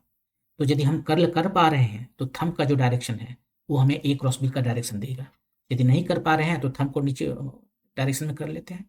आप इसको उलट दीजिए अपना हाथ को, अब थंब नीचे दिखा रहा है, उसके बाद आप देखेंगे कि ए को हम बी के डायरेक्शन में मूव कर पा रहे हैं, तब बी जो डायरेक्शन है वो दिखा रहा है ए क्रॉस बी का डायरेक्शन। तो कहने का ये मतलब हुआ कि हम सबसे पहले अपने चारों फिंगर्स को, हम छोड़कर चारों फिंगर्स को ए के डायरेक्शन में रख लेते हैं। उसके बाद हम देखते हैं कि अपना जो ये चारों फिंगर्स है उसको कर्ल कर पा रहे हैं बी के डायरेक्शन में या नहीं। बी का डायरेक्शन को कर्ल करने का कोशिश करते हैं। यदि कर्ल कर पाए तो ये थंब जो है वो हमें दिखाता है डायरेक्शन ए क्रॉस बी का। तो ये थंब रूल है। और कुछ इसका प्रॉपर्टी है, जैसे कि हम शुरू में दिखाए थे कि डॉट प्रोडक्ट में ए dot A one A square होता था, यहाँ पर ए क्रॉस ए, ये तो ए टाइम्स मैग्नीट्यूड, दूसरा वेक्टर का मैग्नीट्यूड और साइन दोनों के बीच का एंगल 90 डिग्री। यहाँ पर तो 0 डिग्री है, दोनों सेम वेक्टर है तो दोनों के बीच का एंगल 0 डिग्री है। साइन 0 डिग्री 0 होता है, सबको 0 हो गया, लेकिन ये वेक्टर है तो हमें वेक्टर का साइन देना पड़ेगा। अब ये 0 वेक्टर है, 0 वेक्टर का मैग्नीट्यूड तो 0 है, लेकिन डायरेक्शन कोई नहीं बता सकता, ये इनडिटर्मिनेट है। ये बिल्कुल वैसे ही है जैसे 0/0 है, इसका क्या वैल्यू होगा नहीं पता है, इनडिटर्मिनेट, ये डिफाइंड नहीं है। वैसे ही 0 जो वेक्टर है उसका मैग्नीट्यूड डिफाइंड है, वो मैग्नीट्यूड 0 है, वो तो एक नंबर है, लेकिन डायरेक्शन पता नहीं, कुछ भी हो सकता है, ये इनडिटर्मिनेट है, इसके बारे में अनडिफाइंड है ये 0 वेक्टर। तो ए क्रॉस ए जो है सो 0 वेक्टर है, ठीक है। और आई क्रॉस आई क्या है, यूनिट वेक्टर है अलोंग आई एक्सिस, इसका क्रॉस लेंगे, यहाँ पर देखें 0 तो इसको भी 0 आना है, वैसे ही जे क्रॉस जे भी 0, के क्रॉस के भी 0। और आई क्रॉस जे क्या होगा, ये इंपॉर्टेंट है। आई क्रॉस जे मैग्नीट्यूड तो 1 हो गया, साइन दोनों के बीच का 90 डिग्री, और डायरेक्शन किधर, आई और जे दोनों पर परपेंडिकुलर करते हैं। तो यहाँ पर इस फिगर में देखते हैं, ये हमारा एक्स एक्सिस है, ये वाई एक्सिस, ये जेड एक्सिस। एक्स की तरफ अपना फिंगर रखते हैं, चारों फिंगर, और कर्ल करते हैं वाई की तरफ। ये जो थंब है वो ऊपर हमें दिखाएगा डायरेक्शन इसका, वो के डायरेक्शन में आ रहा है, तो इसका डायरेक्शन आया के। तो आई क्रॉस जे के हो गया, वैसे जे क्रॉस आई आप देखेंगे, जे की तरफ फिंगर रखिए वाई एक्सिस के लो, और आई की तरफ कर्ल कीजिए। हमें अपने हाथ का जो फिंगर है उसको थंब को डाउन करना पड़ेगा, तभी कर्ल कर पाते हैं, मतलब हम माइनस में जा रहे हैं, माइनस वाई के की तरफ, माइनस के की तरफ जा रहे हैं। जे क्रॉस के आप देखेंगे कि आई आएगा, जे की तरफ अपना अपना फिंगर रखिए, जे मतलब वाई एक्सिस की तरफ, और अपवर्ड जो है सो फिंगर को कर्ल कीजिए, आपका थंब जो है सो एक्स एक्सिस की तरफ दिखाएगा, जे क्रॉस के आई। तो यहाँ पर हमें मिलेगा आई क्रॉस जे के, ये वेक्टर है इधर, जे क्रॉस के क्रॉस आई जे, एक साइक्लिक ऑर्डर में, एक साइक्लिक ऑर्डर में यहाँ बनाते हैं एक सर्कल, ये है आई, ये है जे, ये है के, यहीं पर साइक्लिक ऑर्डर सबसे ज्यादा काम देगा, आई क्रॉस जे के क्रॉस आई जे, ये ऐसे देख सकते हैं। और रिवर्स चले, जे क्रॉस आई माइनस के क्रॉस जे माइनस आई, जे क्रॉस आई माइनस के, ऐसे। तो ये हमें साइक्लिक ऑर्डर में ये पॉजिटिव का डायरेक्शन है, एंटी क्लॉकवाइज, इसे साइक्लिक ऑर्डर में याद रखने की जरूरत है। अब यहाँ पर हम देखते हैं ए क्रॉस बी जो है वो बी क्रॉस ए के बराबर नहीं होता, मतलब वो कम्यूट नहीं करता है, ए डॉट बी ये कम्यूट करता था, लेकिन यहाँ पर हम देखते हैं ए क्रॉस बी और बी क्रॉस ए को कम्यूट करता है या नहीं। बी क्रॉस ए कितना हुआ, बी ए साइन थीटा, जो भी है थीटा वो तो सेम है, यहाँ पर ए बी साइन थीटा, और यहाँ पर माइनस थीटा हो जाएगा, या माइनस अभी भूल जाते हैं, जस्ट मैग्नीट्यूड लेना है, मैग्नीट्यूड है तो माइनस भूल जाते हैं। यहाँ पर डायरेक्शन लेना है एन, ये दोनों का डायरेक्शन एग्जैक्टली ऑपोजिट होगा। ए बी का जो डायरेक्शन है, ए की तरफ फिंगर रखते हैं और बी की ओर कर्ल करते हैं, हमारा थंब एक डायरेक्शन में दिखाएगा। अब हम ऑपोजिट कर देते हैं, बी की तरफ पहले फिंगर रखते हैं और ए की तरफ कर्ल करते हैं, अब थंब का डायरेक्शन बिल्कुल ऑपोजिट होगा पहले केस से, तो ये ऑपोजिट हो गए, ए क्रॉस बी जो है वो हो जाएंगे माइनस बी क्रॉस ए, ये सही है। इसलिए वो कम्यूट नहीं किए, जैसे कि ये डॉट प्रोडक्ट कम्यूट कर रहा था, ये कम्यूट नहीं करते, यहाँ मैंने लिखा नहीं, लेकिन इसको लिख सकते हैं कि ये actually minus B cross A होगा, और इसका मैग्नीट्यूड तो सेम ही होगा, क्योंकि मैग्नीट्यूड तो हमने देख लिया, ए बी साइन थीटा होता है, वो मैग्नीट्यूड सेम है, डायरेक्शन केवल जस्ट ऑपोजिट है। तो ये था डॉट प्रोडक्ट। इसका इंटरप्रिटेशन क्या है, जैसे हमारे पास एक वेक्टर ए है और दूसरा वेक्टर बी है, इसका हम क्रॉस निकाल के देखते हैं, cross product A cross B क्या हो जाएगा, निकालते हैं। A B sine theta, right. इसको हम कह सकते हैं 2 टाइम्स हाफ, जो भी है ए बी साइन थीटा। 2 से मल्टीप्लाई किया, 2 से डिवाइड किया। ऐसा क्यों कर रहे हैं? क्योंकि हमारा एक फार्मूला में आ जाएगा। एक हाफ ए बी क्या है, ए बी साइन थीटा। ये है area of triangle O A B का।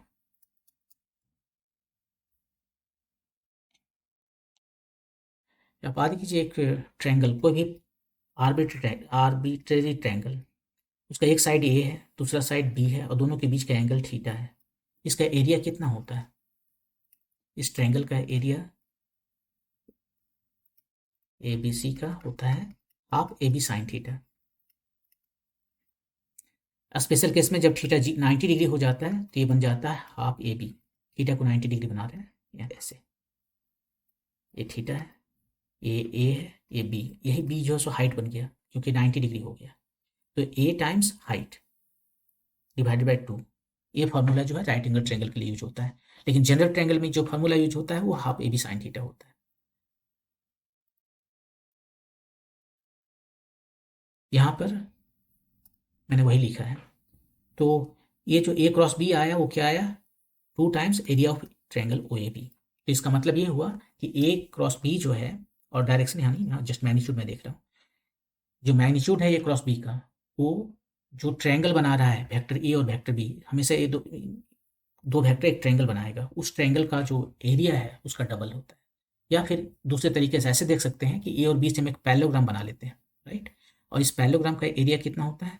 पैरेललोग्राम का एरिया होता है कोई साइड, और उस साइड पर जो परपेंडिकुलर है, जैसे एच हाइट ए होता है, और यहाँ पर हाइट कितना हो गया एच, ए है बी, और ये टोटल है ए, यहाँ से यहाँ तक ये है, ये बी है, ये एंगल थीटा है। तो जैसे कि हम पहले बता चुके हैं, कोई भी राइट एंगल ट्रायंगल हो, यदि हमारे पास हाइपोटेन्यूज पता हो, एंगल पता हो, तो एंगल का जो एडजेसेंट साइड है वो होता है एल कॉस थीटा, कॉस से मल्टीप्लाई करते हैं, और जो अपोजिट साइड है उसको साइन से मल्टीप्लाई करते हैं।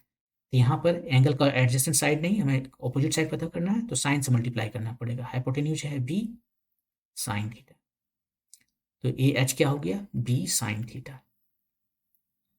और A B sine theta, A B sine theta ही तो ए क्रॉस बी है, उसका मैग्नीट्यूड, डायरेक्शन भूल जाते हैं, मैग्नीट्यूड। तो इस तरह से हम देख रहे हैं कि ये जो क्रॉस प्रोडक्ट है वो उस पैरेललोग्राम का एरिया बताता है जो इन दो वेक्टर से बनता है। या फिर इधर ट्रायंगल में बात करें तो ए क्रॉस बी हमें ट्वाइस ऑफ एरिया बताता है उस ट्रायंगल का जो ए और बी से बनता है। तो ये हमें एरिया बताता है। डायरेक्शन यदि देखना हो तो इस जो प्लेन है, ये ट्रायंगल भी एक प्लेन है और पैरेललोग्राम भी एक प्लेन है, उस प्लेन के परपेंडिकुलर होता है, और किधर ऊपर या नीचे, यदि प्लेन हमारा पेपर का प्लेन में है तो वो देखना पड़ेगा, ए की तरफ कर्ल करें, अपना चारों फिंगर को रखना है ए की तरफ, फर्स्ट जो वेक्टर है, और बी की तरफ उसको कर्ल करना है, तो हम डायरेक्शन दिखा देगा, उसे हम एरिया वेक्टर का डायरेक्शन भी कहेंगे। खैर वेक्टर में इतना ही। ए क्रॉस बी यदि 0 हो जाए तो हम क्या कंक्लूड करते हैं, याद कीजिए इसके पहले बताए थे कि ए और बी का जो डॉट प्रोडक्ट 0 हो जाए तो ए वेक्टर परपेंडिकुलर होता था बी पर, यहाँ उसका हमेशा उल्टा होता चला जाएगा, क्योंकि यहाँ कॉस है, वहाँ साइन, यहाँ साइन है। ए डॉट बी में कॉस है और यहाँ पर साइन है। कॉस थीटा 0 हुआ, इसका मतलब है थीटा 90 डिग्री था। यहाँ पर उसका ऑपोजिट होगा क्योंकि साइन थीटा है, साइन और कॉस कॉम्प्लीमेंट्री है। ये 0 हुआ यदि इसका मैग्नीट्यूड 0 है तो साइन थीटा 0 हो गया, ए बी को इधर ले गए, तो थीटा कितना हो गया 0 डिग्री, मतलब पैरेलल हो गए। लेकिन ये जरूरी नहीं है कि मैग्नीट्यूड यदि ए क्रॉस बी, हाँ मैग्नीट्यूड का हम बात किए थे, ठीक है, केवल 0 होने पर ही दोनों एक ही डायरेक्शन में हो तभी उसका डॉट प्रोडक्ट 0 होगा, ऐसा ही नहीं है।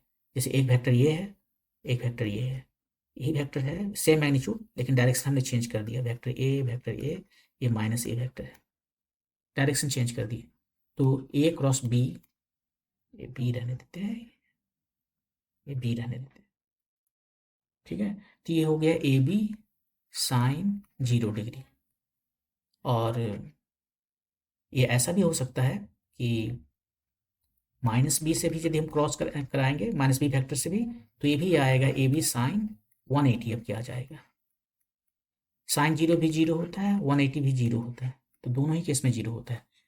तो इसका मतलब ये हुआ कि यदि ए क्रॉस बी जीरो है तो या तो वो पैरेलल होंगे या एंटी पैरेलल होंगे। पैरेलल मतलब ऐसे दोनों एक ही डायरेक्शन में जा रहे हैं, वेक्टर है, डायरेक्शन है उसके पास, और नहीं तो एंटी पैरेलल, दोनों एक दूसरे का जस्ट ऑपोजिट जा रहे हैं 180 डिग्री पर। तो ये बातें हो सकती है।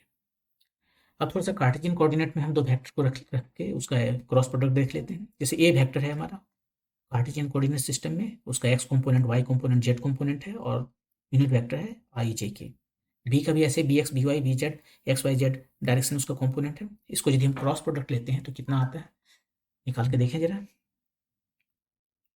ए क्रॉस बी, इसको मल्टीप्लाई करना है बाकी सबसे, ए एक्स आई को क्रॉस करना है बाकी सबसे, B x I plus B Y J plus B जी के, ये हुआ ए वाई जे, इसको क्रॉस करते हैं,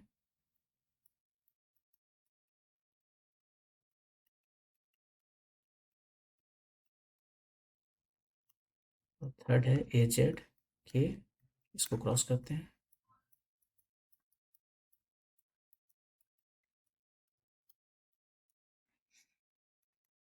कितना आया, ए एक्स आई, आई यहाँ से नहीं लिखेंगे,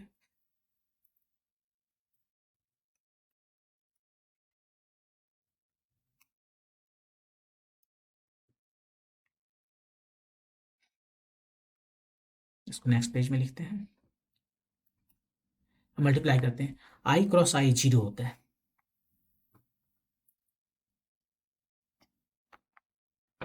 और वैसे ही वाई जे क्रॉस जे जीरो होता है, के क्रॉस के जीरो होता है, ये सभी जीरो हो गए। पहले आई वाला टर्म कलेक्ट कर लेंगे। आई कैसे आएगा, आई आएगा के को आई से मल्टीप्लाई करने पर के आता है, याद कीजिए इसे, आई क्रॉस जे साइक्लिक ऑर्डर के में आता है, जे क्रॉस के आई आता है, के क्रॉस आई जे आता है, ये साइक्लिक ऑर्डर में। मुझे एक्स आई वाला कंपोनेंट क्या है, एक्स कंपोनेंट क्या है, प्लस जे को जेड कंपोनेंट क्या है, ये सभी चीज़ें हमें चाहिए।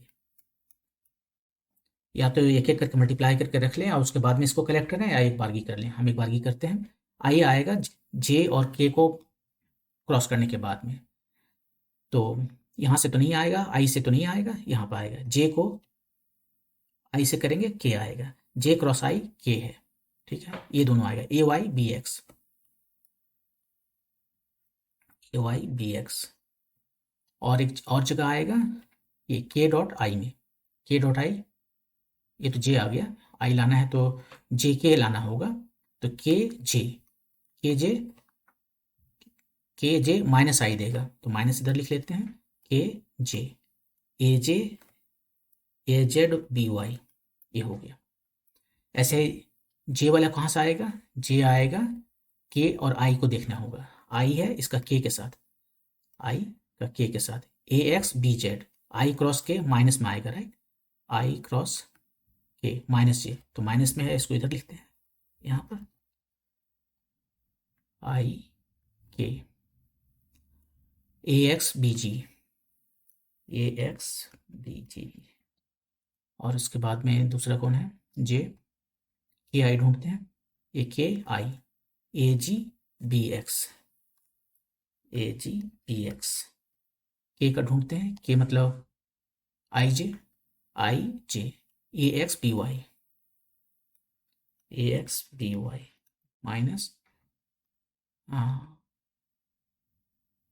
के आई ढूंढते हैं, यहाँ से हो गया, यहाँ तो मिलेगा नहीं, के आई ए जी बी एक्स, इसको मल्टीप्लाई करते हैं और एक साथ सजाने के बाद में ए आता है।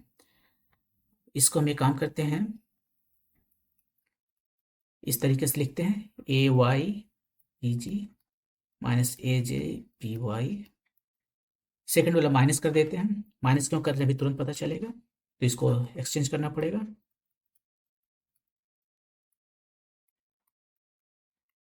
प्लस के ए एक्स बी वाई, ए एक्स बी वाई माइनस ए वाई बी एक्स,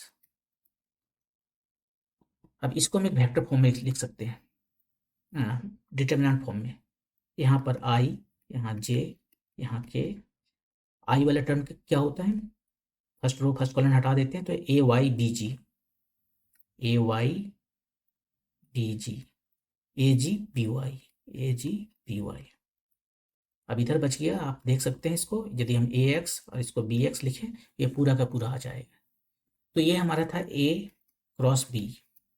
यदि दो वेक्टर है हमारा, उसका कंपोनेंट है ए एक्स ए वाई ए जी पहले वेक्टर का, और दूसरा का कंपोनेंट है B x B Y B z, और उसका क्रॉस प्रोडक्ट निकालना है।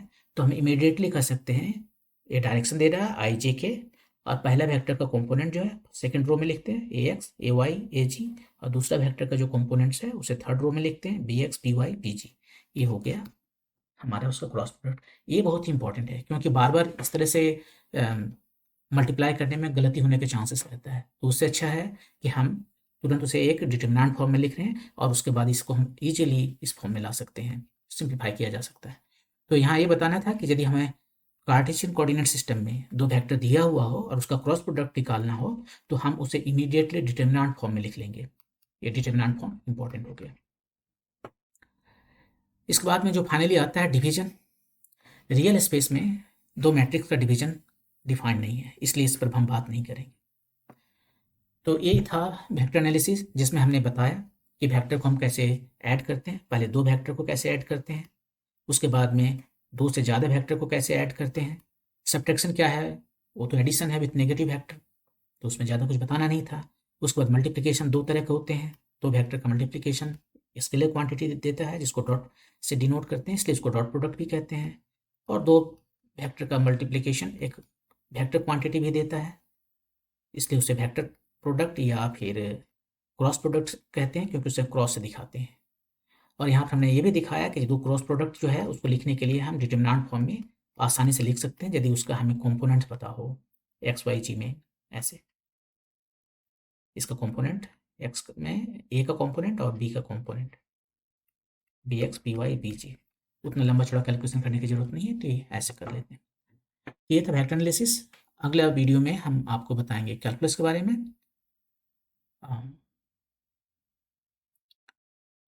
Thank you.